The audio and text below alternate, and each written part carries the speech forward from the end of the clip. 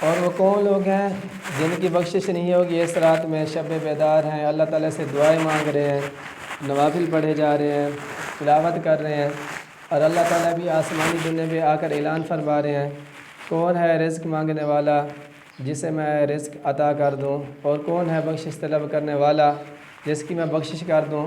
لیکن کچھ لوگ اتنے بھی ہیں، وہ بھی ہیں جن کی اتنی بڑی فضیلت والی رات ہونے کے باوجود بھی بخشش نہیں ہوگی۔ اس میں سے پہلا مشرک ہے، اللہ تعالیٰ کے ساتھ شرک کرنے والا، اور دوسرا کون ہوگا؟ دل میں کینہ جس نے رکھا ہوا شاحن، اس کی بخشش نہیں ہوگی۔ اور تیسرا کون ہوگا؟ تکبر کرنے والا۔ چوتھا کون ہے؟ والدین کی نافرمانی کرنے والا۔ اور پانچویں کے بارے میں اللہ کے نبی نے فرمایا مسلسل شراب پینے والا، سب کی بخشش ہو جائے گی، ان لوگوں کی بخشش نہیں ہوگی۔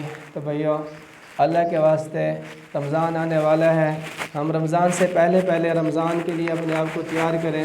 کسی سے قطع رحمی کی ہوئی ہے تو صلہ رحمی شروع کر دیں، اگر کسی کے ساتھ بولتے نہیں ہیں تو بولنا شروع کر دیں، حسد، کینہ، بغض، یہ ساری چیزیں چھوڑ دیں۔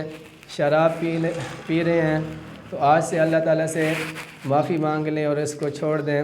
اگر والدین کی نافرمانی والی زندگی گزار رہے ہیں تو وہ بھی چھوڑ دیں اور والدین کو منا لیں، تاکہ ہماری اللہ تعالیٰ بخشش کر دے، اور ہمارے جو نام اعمال آگے لکھا جانا ہے سال کا، اس میں ہم اچھی لسٹ میں پہنچ جائیں۔ تو اللہ تعالیٰ ہم سب کو ان سب بات پر عمل کرنے کی توفیق عطا فرمائے۔